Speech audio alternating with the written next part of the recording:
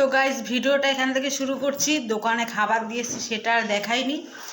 আমার পনেরোসে ব্যথাটা বেশি বেড়েছে, তো তাই ঘাড়ে বেল্ট বেঁধেছি। আর এই যে চা খাচ্ছি রুটি দিয়ে।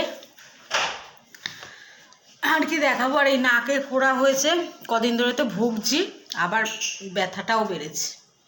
তা কী করি না করি সব একটু দেখানোর চেষ্টা করবো আপনাদের, যেহেতু মিনি ব্লগ তো তাই।